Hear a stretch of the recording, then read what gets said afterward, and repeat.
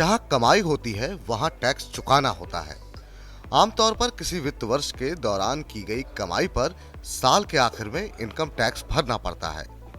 लेकिन क्या आपको पता है कि वित्त वर्ष खत्म होने से पहले भी टैक्स चुकाया जाता है? इसे एडवांस टैक्स कहते हैं।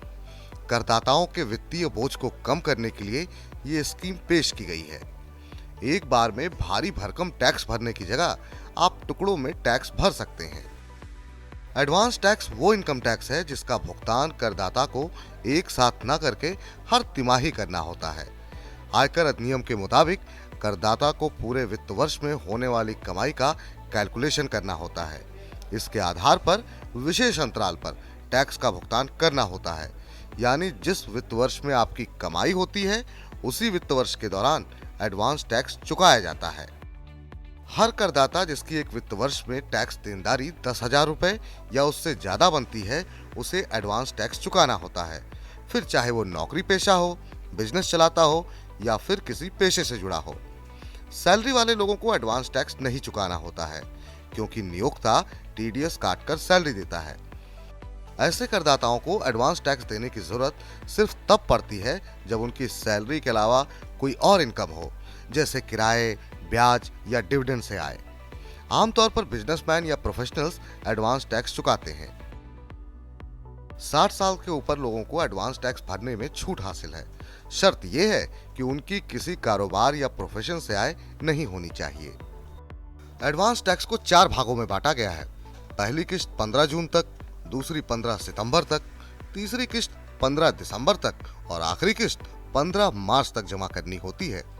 टोटल टैक्स का 15% आपको 15 जून तक एडवांस टैक्स के तौर पर जमा करना पड़ता है। 15 सितंबर तक 45%, 15 दिसंबर तक 75% और 15 मार्च तक 100% टैक्स भरना होता है। एडवोकेट एंड टैक्स एक्सपर्ट गौरव गुप्ता बताते हैं कि टाइम पर एडवांस टैक्स भरने में नाकाम रहने पर सेक्शन 234B और सेक्शन 234C के तहत ब्याज यानी इंटरेस्ट देना होगा। अब मान लीजिए आपने 15 सितंबर की डेडलाइन मिस कर दी, तो आपको 3 महीने का ब्याज देना होगा, जिसकी दर 1% प्रति माह है। अगर करदाता ने ज्यादा एडवांस टैक्स भर दिया तो इनकम टैक्स रिटर्न भरकर रिफंड क्लेम कर सकता है।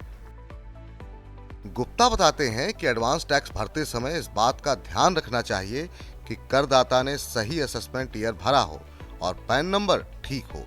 इसके अलावा एडवांस टैक्स की गणना करते समय करदाता को अनुमानित कुल कर में से टीडीएस और डिडक्शन तथा कर छूट को घटाकर बची टैक्स की रकम को एडवांस टैक्स के रूप में जमा करना चाहिए।